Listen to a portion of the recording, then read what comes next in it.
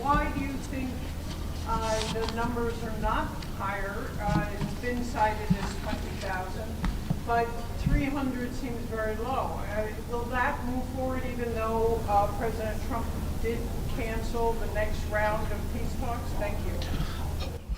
That is indeed a strange contradiction, and I was mentioning that when I spoke. The so-called ICC is talking about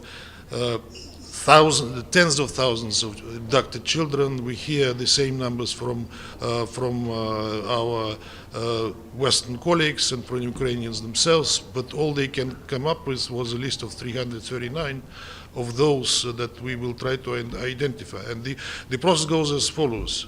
The children are evacuated from the war zones, and the contact between them and their relatives in Ukraine, if they have those,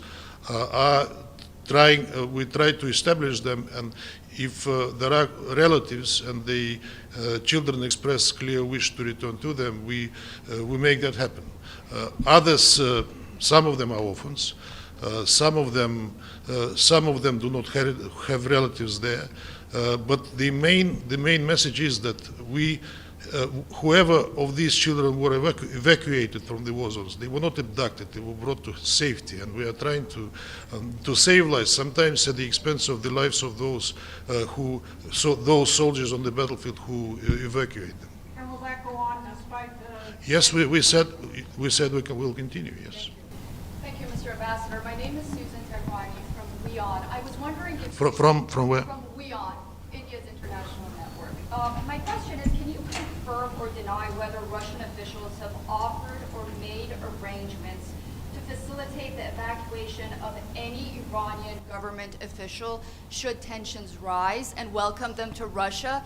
And also, would Russia be open to such? I can neither confirm or deny it. This is the first time I hear that.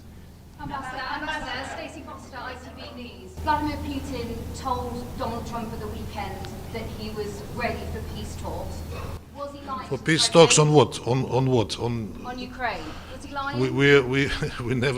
We never said we were not ready for the peace talks.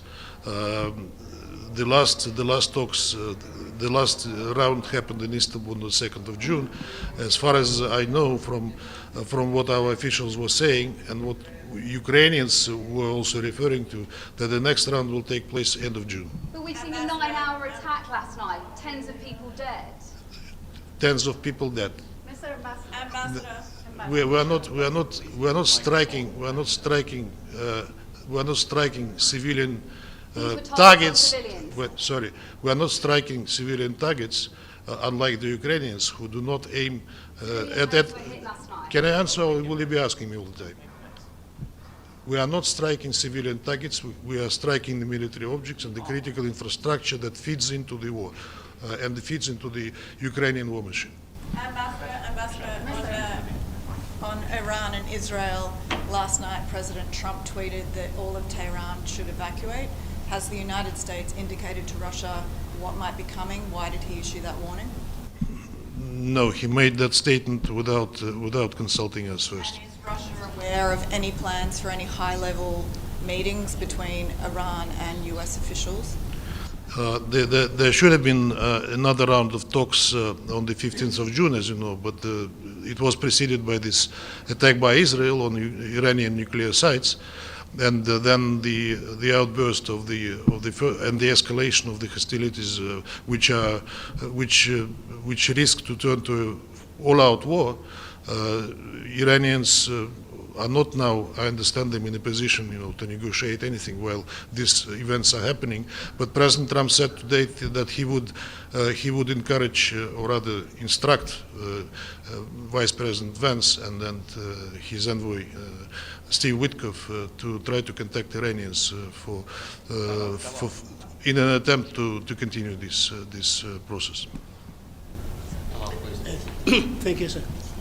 In the light of the Russian offer to mediate between Iran and Israel, and there's also a Turkish offer to do the same, do you see any chance of these offers of mediation succeeding in the light of what's expected in the next 24 or 48 hours? the offer was indeed made, both by President Putin and by President Erdogan, but I don't see any appetite for mediation on the part of Israel, at least at this time, neither in 24 or in 48 hours. But these hostilities, this thing should be stopped because it has absolutely unpredictable consequences. Given that we are talking about nuclear sites that are under threat, and given that the ballistic exchange continues with the casualties, heavy casualties, and now on both sides. But you think about Israel, not Iran. Well, I think Iran would be prepared for talks. For talks to continue what these attacks by Israel stopped in the context of its nuclear program, but the condition is that Israel stops the attacks first. Are you coordinating your effort, maybe mediation effort with the United States on Iran and Israel? Could you repeat? Nabil Abi Saab, Al Arabi TV station. Are you coordinating your mediation efforts between Israel and Iran with the United States? There was a conversation between President Putin and President Trump the other day, and President Putin said that we are ready to do what we can to facilitate. That was said directly to President Trump. So in that sense, yes, we are coordinating, but we don't have any mediation efforts on the ground. Mr. Ambassador. Mr. Ambassador, on the Israeli-Iran conflict going on now, Russia, of course, has good relations with Iran and reasonable relations now with the United States. We have good relations with Israel too. With Iran. How concerned are you that not only this could escalate into a wider war, but into a nuclear war? Well, look, the pretext for the strikes is alleged Iranian military nuclear program, which nobody was able to confirm, including the IAEA. There are outstanding issues between Iran and IAEA, but first they are minor, and the IAEA cannot testify that Iran is developing, say, a nuclear bomb. But there are outstanding issues that were subject of inspections, of talks between Iran and IAEA, and that one day or the other should have been resolved. But it suddenly stopped with these attacks. Of course, there is a danger of at least nuclear leakage, because Israelis are bombing the nuclear facilities. Natanz was bombed.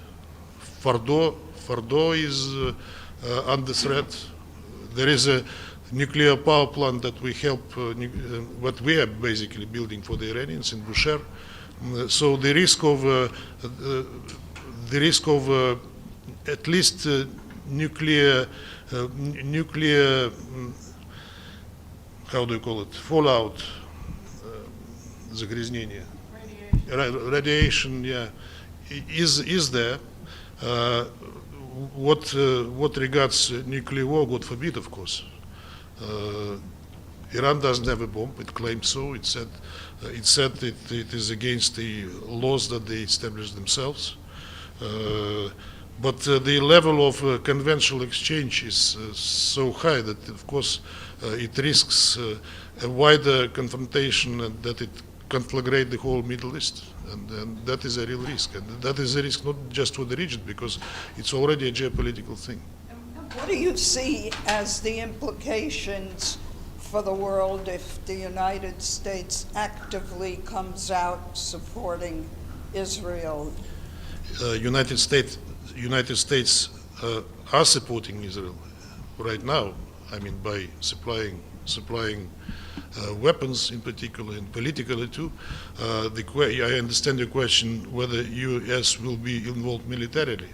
I hope not. And President Trump was speaking about that, and he conditioned his non-involvement on non-attacks by Iran on the U.S. military facilities. I hope that will stay that way. We have enough confrontation already. One last question. Mr. Ambassador, my name is Zahra Hojabri. I'm from Iran, and I for Islamic Republic News Agency. Will Russia take any specific actions to stop Israel's attacks on Iran? What do you mean by specific actions? For example, talks speak again to President Trump because he said he doesn't interested to ceasefire, and for example, Mr. Putin talks to Benjamin Netanyahu. Yes, he talks to everybody, but I mean, additional steps. We are doing what we can in this situation, but in order to make people tango, they need to agree to dance tango. So far, we don't see. Specific action in Security Council. Look, we had a briefing on last Friday where we were quite unequivocal at what is happening. Us in particular, we called for the meeting on the request of the Islamic Republic of Iran, supported by some other council members. Then we have consultations where we tried to pursue a product by the council, which we failed. I don't think I have to explain to you the reasons why. Thank you. Thank you Thank you very much. Thank you.